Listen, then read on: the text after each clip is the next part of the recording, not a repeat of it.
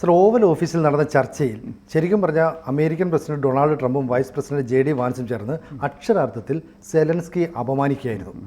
പിന്നീട് US state secretary Marco Rubio വന്നിച്ച് പറഞ്ഞത് നിങ്ങൾ മാപ്പ് പറയണം, അല്ലെങ്കിൽ നിങ്ങൾ അതിന് താങ്ക്സ് പറയണം എന്നൊക്കെയുള്ള രീതിയിൽ പറയുന്നു. അപ്പോൾ പുറകെ നടന്ന് ഒരാളെ ഇൻസൾട്ട് ചെയ്യുന്നു. പക്ഷേ സെലൻസ്കി വളരെ ധൈര്യപൂർവ്വം ട്രംപിൻ്റെ അടുത്ത് പറഞ്ഞു, പുടിൻ നാളെ നിങ്ങൾക്ക് ഇതിന് നല്ല മറുപടി നൽകുമെന്ന് പറഞ്ഞിട്ട് ഒരു വെല്ലുവിളി നടത്തിയിട്ട് ഇറങ്ങിപ്പോയി. പോകുന്നത് ബ്രിട്ടനിലേക്കാണ്. അവിടെ ചെല്ലുമ്പോൾ സ്റ്റാമർ വളരെ സന്തോഷത്തോടുകൂടി സ്വീകരിക്കുന്നു. മാത്രമല്ല ഉക്രൈന് സാമ്പത്തിക സൈനിക സഹായങ്ങൾ നൽകാവുന്ന ഓഫറും വെക്കുന്നുണ്ട്. ഇത് കൂടാതെ ഒലാഫ് ഷോൾസ്, ജർമ്മൻ ചാൻസലർ തന്നെ നേരത്തെ പറഞ്ഞിരുന്നു, ഞങ്ങൾ എല്ലാവിധ പിന്തുണയും നിങ്ങൾക്ക് നൽകുന്നുണ്ട്. ഇനി ഷോൾസ് മാറിയിട്ട് ഫ്രെഡറിക് മെർസ് ആണ് വരാൻ പോകുന്നത്. ഫ്രെഡറിക് മെർസും പറയുന്നു, നല്ല കാലത്തും ചീത്ത കാലത്തും ഞങ്ങൾ കൂടെ നിൽക്കുന്നുണ്ട്. ജോർജിയോ മെലോനി എല്ലായ്പ്പോഴും വലതുപക്ഷക്കാരനായ ട്രംപിനെ സപ്പോർട്ട് ചെയ്യുന്ന ആളാണ്. ഈ മെലോനി പറഞ്ഞത് യൂറോപ്പിലെ രാജ്യങ്ങൾ ഒന്നൊന്നായി തകരുമ്പോൾ അതുമൂലം മറ്റ് ചിലർ സന്തോഷിക്കുന്നു. അതുകൊണ്ട് നമ്മളൊരു തന്ത്രപരമായ നിലപാട് സ്വീകരിക്കണം. ചുരുക്കം പറഞ്ഞാൽ ഈ പറയുന്ന നോർത്ത് അറ്റ്ലാന്റിക് ട്രീറ്റി ഓർഗനൈസേഷൻ എന്ന് പറയുന്ന സംഘടനയിൽ നിന്ന് അമേരിക്ക ഏതാണ്ട് ഒറ്റപ്പെട്ട് നിൽക്കുന്നു. ഇനി ഞങ്ങളെല്ലാം ഉക്രൈൻ്റെ കൂടെ ഉണ്ടെന്ന് പറഞ്ഞു. ഇത് മറ്റൊരു ചേരിതിരിവിലേക്ക് വഴിതിരിക്കുമെന്നാണോ മനസ്സിലാക്കേണ്ടത്? അപ്പോൾ അമേരിക്ക അല്ലെങ്കിൽ ട്രംപ് സെലൻസ്കി നന്നായിട്ട് ആക്ഷേപിച്ച് വിടുന്ന ഒരു അനുഭവമാണ് അവിടെ ഉണ്ടായത്.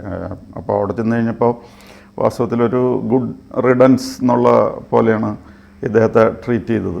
അപ്പോൾ വാസ്തവത്തിൽ വെസ്റ്റേൺ കൺട്രീസൊക്കെ ഈ സെലൻസ്കിയുടെ യുദ്ധം അത് വെസ്റ്റേൺ വേൾഡിൻ്റെ യുദ്ധമായിട്ടാണ് കാണുന്നത്. അമേരിക്ക അങ്ങനെ തന്നെയാണ്, അമേരിക്കയിലെ ജനങ്ങളും അങ്ങനെ തന്നെയാണ്, ബൈഡനും അങ്ങനെ തന്നെയായിരുന്നു. പക്ഷേ ട്രംപിൻ്റെ കാഴ്ചപ്പാടിലാണ് ഈ വ്യത്യാസം. അപ്പോൾ ട്രംപും JD വാൻസും ഒക്കെ കൂടി ഇദ്ദേഹത്തെ നന്ദിയില്ലാത്തവൻ എന്നുള്ള രീതിയിലും യുദ്ധക്കൊതിയൻ എന്നുള്ള രീതിയിലും അതേപോലെ തേർഡ് വേൾഡ് വാറായിട്ട് ചൂതാട്ടം നടത്തുന്ന ആളെന്നുള്ള രീതിയിലൊക്കെ പിന്നെ യുദ്ധം ആരംഭിച്ച ആളെന്നുള്ള രീതിയിലും ഒക്കെ അദ്ദേഹത്തെ പറ്റുന്ന രീതിയിലൊക്കെ ആക്ഷേപിച്ചു. വാസ്തവത്തിൽ യുദ്ധം ആരംഭിച്ച ആൾ സെലൻസ്കിയാണെന്ന് പറയുന്നത് ഒരു കണ്ണുകൂട്ടം പോലും അത് സമ്മതിക്കില്ല. എല്ലാവർക്കും അറിയാവുന്ന കാര്യമാണ്. ഇവർ ഈ പറയുന്ന പുടിനാണ് ഇവരെ ആക്രമിച്ചതെന്നുള്ളത് എല്ലാവർക്കും അറിയാവുന്ന കാര്യമാണ്. അപ്പോൾ പുടിൻ ഇന്ന് യുക്രൈനെ ആക്രമിക്കുമെങ്കിൽ മറ്റ് രാജ്യങ്ങളെയും പതുക്കെ പിന്നീട് ചാൻസ് കിട്ടുമ്പോൾ ആക്രമിച്ചേക്കാം. അല്ലെങ്കിൽ പുടിൻ്റെ ഒരു അൺകൺട്രോൾഡ് ആയിട്ടുള്ള പോക്കായിരിക്കും പിന്നെ ഉണ്ടാകുന്നത് വാസ്തവത്തിൽ ഈ യൂറോപ്പിൻ്റെ വെസ്റ്റേൺ കൺട്രീസ് മുഴുവനും അങ്ങനെയാണ് കരുതുന്നത്. അപ്പോൾ അതുകൊണ്ടാണ് അവർക്ക് ഈ സെലൻസ്കിയോട് ഇത്രയും സിമ്പതി. ബൈഡനും അതേപോലെ തന്നെ സിമ്പതി ഉണ്ടായിരുന്നു. പക്ഷേ ട്രംപ് എല്ലാം ബിസിനസ്സിൻ്റെ കാഴ്ചപ്പാടിലൂടെയാണ് കാണുന്നത്.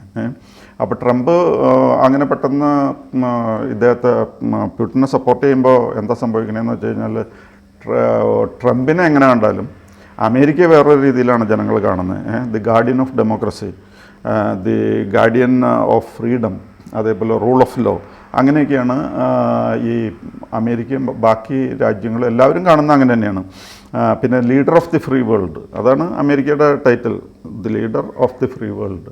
ബാക്കിയുള്ള ലോകം എന്ന് പറഞ്ഞാൽ ഇപ്പോൾ കമ്മ്യൂണിസ്റ്റ് രാജ്യങ്ങളിൽ എന്ന് പറഞ്ഞാൽ സ്വാതന്ത്ര്യം ഉണ്ടായിരുന്നവരുമില്ല.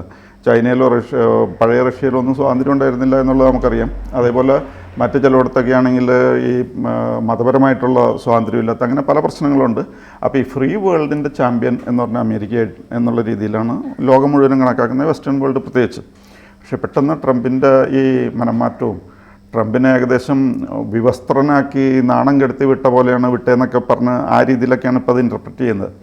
പക്ഷേ അദ്ദേഹം ഈ ഇവിടെ നിന്നും ട്രംപിൻ്റെ അടുത്ത് നിന്നും നാണം കെട്ട് പോയെങ്കിലും അദ്ദേഹം പിന്നീട് പോയത് ലണ്ടനിലാണ്. ലണ്ടനിൽ അദ്ദേഹത്തിന് ഇരട്ടി സന്തോഷത്തോടു കൂടിയും ഊഷ്മളതയോടും കൂടിയാണ് അവിടെയുള്ള ആൾക്കാരൊക്കെ, അവിടെ നടന്ന വെസ്റ്റേൺ കൺട്രീസിൻ്റെ ലീഡേഴ്സൊക്കെ ഉണ്ടായിരുന്നു, അവരൊക്കെ അദ്ദേഹത്തെ വളരെ അധികം ശക്തമായിട്ടുള്ള രീതിയിൽ തന്നെ സപ്പോർട്ട് ചെയ്യും. അതേപോലെ അദ്ദേഹത്തെ വളരെ സ്നേഹത്തോടു കൂടിയാണ് സ്വീകരിച്ചതും ഒക്കെ. അതാണ് ഇപ്പോൾ അവിടെ വന്നിരിക്കുന്ന മാറ്റം. അപ്പോൾ സ്വാഭാവികമായിട്ടും ഇപ്പോൾ ഇത് അമേരിക്കയുടെ ഈ കാഴ്ചപ്പാട് നിലനിൽക്കുകയാണെങ്കിൽ അമേരിക്ക മറ്റുള്ള നേറ്റോ കൺട്രീസിൽ നിന്നും ഉള്ള ബഹുമാനം അവർക്ക് ഇല്ലാതാവുകയാണ്. കാരണം യൂറോപ്പിനെ സംബന്ധിച്ചിടത്തോളം അമേരിക്കയുടെ സപ്പോർട്ട് ആവശ്യമാണ്. അമേരിക്കയുടെ ശക്തിയും പ്രതാപവും വെച്ചിട്ടാണ് നേറ്റോ നിലനിൽക്കുന്നത്. ബാക്കിയുള്ളവരൊക്കെ അതുപോലത്തെ റോളൊന്നും ബാക്കിയുള്ളവരെ കൊണ്ട് സാധിക്കില്ല. അപ്പോൾ പ്രധാനമായിട്ട് ആദ്യമേ തന്നെ സെലൻസ്കിക്ക് അവിടെ മീറ്റിങ്ങിൽ സപ്പോർട്ട് പ്രഖ്യാപിച്ചത് മാക്രോണാണ്. മാക്രോൺ പറഞ്ഞിരിക്കുന്നത് നമ്മൾ കുറേ സാങ്ഷൻസ് ഏർപ്പെടുത്തി, നമ്മൾ സെലൻസ്കിക്ക് ഫുള്ളായിട്ട് സപ്പോർട്ട് ചെയ്തു, ആ നടപടികളൊക്കെ അതേപടി തന്നെ തുടരുന്നതാണ് നല്ലത്, അത് ശരിയായ നടപടിയാണ് എന്നാണ് മാക്രോൺ പറഞ്ഞിരിക്കുന്നത്. അതേപോലെ ജർമ്മനിയുടെ ചാൻസലർ ഇപ്പോൾ മാറിയേക്കും അദ്ദേഹം, ഒലാഫ് ഷോൾസും പറഞ്ഞു ജർമ്മനിയെ നിങ്ങൾക്ക് ആശ്രയിക്കാം, നിങ്ങളുടെ നല്ല സമയത്തായാലും മോശം സമയത്തായാലും ജർമ്മനി യുക്രൈനിൻ്റെ കൂടെയാണ്. ജർമ്മനിയെ പറ്റി നിങ്ങൾ യാതൊരു സംശയവും വിചാരിക്കേണ്ട എന്നാണ് പറഞ്ഞിരിക്കുന്നത്. അതേപോലെ Italian prime minister Georgia Meloni അവരും പറഞ്ഞിട്ടുണ്ട്, ഈ ഞങ്ങളുടെ എല്ലാവരുടെയും സപ്പോർട്ട് നിങ്ങൾക്കുണ്ട്, ഞങ്ങളെക്കൊണ്ട് കഴിയുന്നതെല്ലാം ഞങ്ങൾ ചെയ്യും എന്നാണ് പറഞ്ഞിരിക്കുന്നത്. മാത്രമല്ല അവർ പറഞ്ഞിരിക്കുന്നത് ഇപ്പോൾ US യൂറോപ്യൻ കൺട്രീസ് എല്ലാം കൂടി ഒരു ഉച്ചകോടി ചേരണം എന്നൊക്കെയാണ് ഈ പറയുന്ന Italian prime minister Georgia Meloni പറഞ്ഞിരിക്കുന്നത്. പിന്നെ വേറെ ഒരാൾ ഭയങ്കര സപ്പോർട്ട് പറഞ്ഞിരിക്കുന്നത് ബ്രിട്ടീഷ് PM കിയർ സ്റ്റാർമർ. അദ്ദേഹം അർത്ഥശങ്കയ്ക്കിടയില്ലാത്ത രീതിയിൽ പറഞ്ഞിട്ടുണ്ട്, ഞങ്ങൾ യുക്രൈനിൻ്റെ കൂടെയാണ്. മാത്രമല്ല അദ്ദേഹം എന്തോ വലിയ സാമ്പത്തിക സഹായമൊക്കെ ഇപ്പോൾ ഡിക്ലെയർ ചെയ്തിട്ടുണ്ട്. അപ്പോൾ ഇവരൊക്കെ ഈ പ്രധാന രാജ്യങ്ങളൊക്കെ പറഞ്ഞിരിക്കുന്നത്, പ്രത്യേകിച്ച് സ്റ്റാർമർ പറഞ്ഞിരിക്കുന്നത് ഞങ്ങളുടെ അചഞ്ചലമായ പിന്തുണ ഈ സെലൻസ്കിക്കുണ്ട്. അപ്പോൾ അമേരിക്ക വിട്ടുപോയാൽ പോലും ഞങ്ങൾ സെലൻസ്കിയുടെ കൂടെ ഉണ്ടാകും എന്നുള്ള രീതിയിലാണ് പറഞ്ഞിരിക്കുന്നത്. പിന്നെ കനേഡിയൻ PM ഉണ്ടല്ലോ ജസ്റ്റിൻ ട്രൂഡോ ട്രംപിനെ കംപ്ലീറ്റ് ആയിട്ട് തള്ളിക്കളയുകയും സെലൻസ്കിക്ക് ഫുൾ സപ്പോർട്ട് പ്രഖ്യാപിക്കുകയും ചെയ്തു. അപ്പോൾ ഈ കനേഡിയൻ PM അല്ലെങ്കിൽ പ്രൈം മിനിസ്റ്റർ ജസ്റ്റിൻ ട്രൂഡോയുടെ നമുക്കറിയാമല്ലോ, ഇവർ തമ്മിൽ തീരെ ചേരുമില്ലായിരുന്നു. ഇതിനു മുമ്പ് ട്രംപ് അദ്ദേഹത്തെ വിളിച്ചത് ഗവർണർ എന്നാണ്. അപ്പോൾ ഗവർണർ ട്രൂഡോ എന്നാണ് അദ്ദേഹം സാധാരണ പറയാറ്. അപ്പോൾ അതുകൊണ്ട് ഈ ട്രംപിനോട് അദ്ദേഹത്തിന് ഒരു ഇഷ്ടക്കേടുണ്ട്. അപ്പോൾ നേരിട്ട് അദ്ദേഹം പറഞ്ഞിട്ടുണ്ട്, ജസ്റ്റിൻ ട്രൂഡോ പറഞ്ഞിട്ടുണ്ട്, ഞങ്ങളുടെ സപ്പോർട്ട് ഫുൾ ആയിട്ട് ഇവർക്ക് തന്നെയാണ്, ഈ സെലൻസ്കിക്ക് തന്നെയാണ്, അതിൽ യാതൊരു മാറ്റവും വന്നിട്ടില്ല. പിന്നെ ഒരാൾ സപ്പോർട്ട് എക്സ്റ്റെൻഡ് ചെയ്തിരിക്കുന്നത് ഓസ്ട്രേലിയൻ പ്രൈം മിനിസ്റ്റർ, അദ്ദേഹത്തിൻ്റെ പേര് ആൻ്റണി അൽബനിസ്. അദ്ദേഹവും ഫുൾ സപ്പോർട്ട് ഇവർക്ക് പറഞ്ഞിട്ടുണ്ട്. പിന്നെ യൂറോപ്യൻ കമ്മീഷൻ്റെ പ്രസിഡൻ്റ് ഉണ്ട് ഉർസുല ഫോൺ ഡെർ ലെയിൻ എന്ന് പറഞ്ഞിട്ട്, അവരും പറഞ്ഞിട്ടുണ്ട് ഞങ്ങൾ യുക്രൈൻ്റെ കൂടെ ഒരുമിച്ച് നിൽക്കും, ഒരു സംശയവും വിചാരിക്കേണ്ട എന്നാണ് പറഞ്ഞിരിക്കുന്നത്. സാർ, അതിൻ്റെ കാര്യം എന്താ വെച്ചാൽ ഇപ്പം രണ്ടാം ലോക മഹായുദ്ധം കഴിഞ്ഞപ്പോൾ മുതൽ യൂറോപ്യൻ രാജ്യങ്ങളുടെ ഒരു പ്രൊട്ടക്ടർ എന്ന് പറയുന്നത് ലോക പോലീസായിട്ട് നിൽക്കുന്ന അമേരിക്കയാണ്. അപ്പോൾ അമേരിക്ക എല്ലാ കാര്യത്തിനും കൂടെ ഉണ്ടെന്ന് പറഞ്ഞുകൊണ്ട് ഈ യൂറോപ്പിലെ രാജ്യങ്ങൾ പോലും അവരുടെ ബജറ്റിലേക്ക് കൂടുതൽ ഈ ഡിഫൻസ് ബജറ്റിലേക്ക് അതുപോലെ സൈനിക ആവശ്യങ്ങൾ പണമൊന്നും മാറ്റി വയ്ക്കില്ല. കാരണം എല്ലായ്പ്പോഴും അമേരിക്ക സംരക്ഷിക്കും. അപ്പോൾ ഈ രണ്ടാം ലോക മഹായുദ്ധം കഴിഞ്ഞതിന് ശേഷം പിന്നീട് ഒരു കോൾഡ് വാർ വരുന്നു. ഈ കോൾഡ് വാർ വരുമ്പോഴും അമേരിക്കയും സോവിയറ്റ് യൂണിയനും ഒട്ടും സുഖത്തിലല്ല. പക്ഷേ ഇപ്പോൾ സംഭവിക്കുന്നത് അതിനെല്ലാം അട്ടിമറിച്ചുകൊണ്ട് യൂറോപ്യൻ യൂണിയൻ രാജ്യങ്ങളെ അത്ഭുതപ്പെടുത്തി അമേരിക്ക പുട്ടിനുമായിട്ട് കൈകോർക്കുന്നു. അത് ചില ജിയോ പൊളിറ്റിക്സിൽ വലിയ മാറ്റമാണ്. അങ്ങനെ ഇരിക്കുമ്പോഴാണ് ഈ യൂറോപ്യൻ യൂണിയൻ കൗൺസിലിൻ്റെ പ്രസിഡൻ്റായിട്ടുള്ള ഉർസുല വൺ ഡെർ ലെയിൻ ഇന്ത്യയിലേക്ക് വരുന്നത്. അപ്പോൾ ഇവർ വരുന്നതിന് വേറൊരു ഉദ്ദേശം കൂടിയുണ്ട്, ഇന്ത്യയുടെ ചില സഹായങ്ങൾ അവർക്ക് വേണം എന്ന് പറയുന്നത്. ഇന്നലെ വരെ യൂറോപ്പിനെ എങ്ങനെയാണോ അമേരിക്ക പൊതിഞ്ഞു പിടിച്ചത്, അവിടേക്ക് ഇന്ത്യയെ കൊണ്ടുവന്നാൽ എന്താണ് ചിന്തിക്കുന്നു. ഇതിന് മറ്റൊരു കാരണമുണ്ട്. എല്ലായ്പ്പോഴും അമേരിക്കൻ നിലപാടുകളെ എതിർത്തിരുന്നത് ഫ്രഞ്ച് പ്രസിഡൻ്റായ ഇമ്മാനുവൽ മാക്രോണാണ്. എല്ലാ കാര്യത്തിനും നമ്മളെന്തിനാ അമേരിക്കയെ ഡിപ്പെൻഡ് ചെയ്യുന്ന യൂറോപ്യൻ രാജ്യങ്ങളോട് ചോദിച്ചു. ഈ ഇമ്മാനുവൽ മാക്രോണും ഇന്ത്യൻ പ്രധാനമന്ത്രി നരേന്ദ്രമോദിയും തമ്മിൽ പുതിയൊരു കരാറിലേക്ക് പോയി, നമുക്ക് കുറച്ച് റഫേൽ യുദ്ധവിമാനം വേണം, സ്കോർപ്പിയൻ അന്തർവാഹിനി വേണം. അപ്പോൾ ഈ രാജ്യങ്ങളെല്ലാം ഇന്ത്യയെ പുതിയൊരു മേഖലയിലേക്ക് ഉയർത്തിക്കൊണ്ടുവരാനായിട്ട് ശ്രമിക്കുന്നു. അപ്പോൾ അമേരിക്കയെ എതിർത്തുകൊണ്ട് മുന്നോട്ട് പോകാൻ പറ്റില്ല എന്ന് സെലൻസ്കിക്ക് മുന്നറിയിപ്പ് നൽകിയിട്ടുണ്ട്.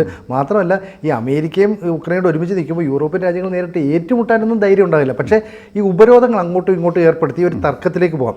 പക്ഷേ അമേരിക്ക ബുദ്ധിപൂർവ്വമുള്ള കളി കളിക്കുന്നു. കാരണം റഷ്യയുമായിട്ട് കൂട്ടിയേർന്നാൽ അവർക്കുണ്ടാകുന്ന ഗുണം നമ്മൾ വിചാരിക്കുന്നതിനപ്പുറമാണ്. അപ്പോൾ യൂറോപ്യൻ രാജ്യങ്ങൾ വിചാരിക്കുന്നതെന്ന് വെച്ചാൽ നാളെ പുട്ടിൻ അല്ലെങ്കിൽ പുട്ടിൻ്റെ റഷ്യ ഞങ്ങളെ ആക്രമിച്ചാൽ അമേരിക്ക ഇതുപോലെ മൗനം പാലിക്കില്ലേ. അപ്പോൾ ഓരോ 4 വർഷം കഴിയുമ്പോഴും അമേരിക്ക നിലപാട് മാറ്റിക്കൊണ്ടിരിക്കും. റിപ്പബ്ലിക്കൻസ് വരുമ്പോൾ നിലപാട് എന്താണോ അത് ഡെമോക്രാറ്റുകൾ വരുമ്പോൾ അട്ടിമറിക്കും. അപ്പോൾ വിശ്വസിക്കാൻ കൊള്ളാത്ത ഒരു രാജ്യം എന്നുള്ള നിലയിലേക്ക് അമേരിക്ക ഇപ്പോൾ യൂറോപ്യൻ രാജ്യങ്ങൾ കുറ്റപ്പെടുത്തുക. പക്ഷേ ഈ പ്രസിഡന്റ് ട്രംപിന് മാത്രമേ ഇത്ര ഇങ്ങനെ ഒരു മാറ്റമുള്ളൂ. ബാക്കി റിപ്പബ്ലിക്കനായാലും ഡെമോക്രാറ്റിക് ആൾക്കാരായി കഴിഞ്ഞാലും അങ്ങനെ വലിയ പ്രശ്നമില്ലായിരുന്നു. അപ്പോൾ ട്രംപാണിത് തനിയൊരു ബിസിനസ്സാക്കി മാറ്റിക്കളഞ്ഞു. പുള്ളി ഈ പൊളിറ്റിക്സിനെ ബിസിനസ്സാക്കി മാറ്റിക്കളഞ്ഞു. അദ്ദേഹം എവിടെ ചെന്ന് കഴിഞ്ഞാലും ഇപ്പോൾ ഗാസയിൽ ചെന്നു, അത് റിവിയറാക്കി മാറ്റാം എന്നാണ് പറയുന്നത്. അല്ലാതെ അവിടെ ജനങ്ങളെ ഉടനെ അങ്ങോട്ട് പാക്ക് ചെയ്തോ, ജോർഡാൻ, ഈജിപ്റ്റ് ബാക്കിയുള്ളവരാരെങ്കിലും ഇത് സ്വീകരിക്കുമോ എന്നുള്ളതൊന്നും ആലോചിച്ചിട്ടില്ല. പുള്ളി ഉടനെ പറയാണ് ഇത് നല്ല സുവാസ കേന്ദ്രമാക്കാമെന്ന്. അപ്പോൾ അതേപോലെ ഓരോരുത്തർക്കും ഓരോ പ്രശ്നങ്ങളത് ഉള്ളതൊന്നും പരിഗണിക്കാതെയാണ് ട്രംപിൻ്റെ കാഴ്ചപ്പാടാണ് പറയുന്നത്. ട്രംപിന് ഇപ്പോൾ യുക്രൈനിലുള്ള ഇൻട്രസ്റ്റ് എന്ന് പറഞ്ഞാൽ ധാതു സമ്പത്ത് എങ്ങനെ വസൂലാക്കാം എന്നാണ് അദ്ദേഹം ആലോചിക്കുന്നത്. അല്ലാതെ അവിടെ ജനാധിപത്യം വേണോ, അല്ലെങ്കിൽ സ്വാതന്ത്ര്യം വേണോ, അല്ലെങ്കിൽ റഷ്യയുടെ കടന്നുകയറ്റം തടയണോ, ഇതൊന്നും അദ്ദേഹത്തിന് വലിയ ഫീൽ ചെയ്യണ പ്രശ്നങ്ങളല്ല എന്നുള്ള പോലെയാണ് ഇപ്പോൾ അദ്ദേഹം പെരുമാറുന്നത്. പക്ഷേ അതിന് അമേരിക്കയിലും വലിയ സപ്പോർട്ടില്ല ട്രംപിൻ്റെ ഈ കാഴ്ചപ്പാടിനോട്. പക്ഷേ അമേരിക്കയിൽ സപ്പോർട്ട് ഇല്ലെങ്കിൽ ഈ ട്രംപ് പറയുന്നതിന് അപ്പുറത്തേക്ക്, കാരണം ട്രംപ് എന്താണ് പറയാനുള്ളത് മുഖത്ത് നോക്കി പറയും, അതൊരു പ്രശ്നം. ഇതിനകത്ത് സെലൻസ്കിയുടെ അടുത്ത് പറയുന്നത് 3-ാം ലോക മഹായുദ്ധത്തിന് വേണ്ടി ഒരു ചൂതാട്ടം നടത്തുകയാണോ എന്ന് പറഞ്ഞാൽ നിങ്ങൾ കൂടുതൽ കഴിച്ചാൽ അടുത്ത യുദ്ധത്തിലേക്കുള്ള കാര്യങ്ങളിലേക്ക് നീങ്ങുന്നു എന്ന് ഒരു പ്രത്യക്ഷമായ ഒരു മുന്നറിയിപ്പ് നൽകുന്നുണ്ട്. അപ്പോൾ സെലൻസ്കി പ്രതീക്ഷിക്കുന്നത് ഇപ്പോൾ ഈ സ്റ്റാമറിൻ്റെ ഒരു സപ്പോർട്ടുണ്ട്, അല്ലെങ്കിൽ മാക്രോണിൻ്റെ സപ്പോർട്ടുണ്ട്, അല്ലെങ്കിൽ ജോർജിയ മെലോണിൻ്റെ സപ്പോർട്ടുണ്ട്. പക്ഷേ അതുകൊണ്ടൊന്നും ഈ അമേരിക്ക എടുത്ത് പിടിച്ചു നിൽക്കാൻ പറ്റില്ല. കാരണം അമേരിക്ക എന്തായാലും സാമ്പത്തികപരമായി സൈനികപരമായി അത്രയും മുന്നിൽ തന്നെയാണ്.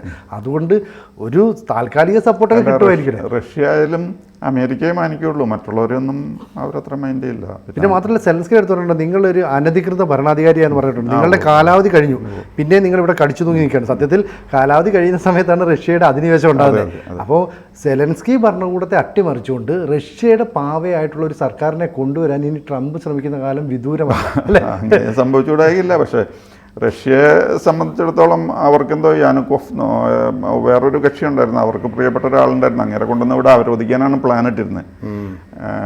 പക്ഷേ അതൊന്നും നടന്നില്ല. കാരണം അവർ വിചാരിച്ച ഉടനെ ഇദ്ദേഹത്തെ തോൽപ്പിക്കാൻ സെലൻസ്കി എന്നിട്ട് പഴയ യാനുക്കോവിച്ച് എന്ന അങ്ങനത്തെ പേര് അങ്ങനെ കൊണ്ടുവന്ന് പ്രതിഷ്ഠിക്കാനാണ് പുടിൻ പ്ലാൻ ചെയ്തത്. പക്ഷേ കാര്യമൊന്നും നടക്കണില്ലല്ലോ.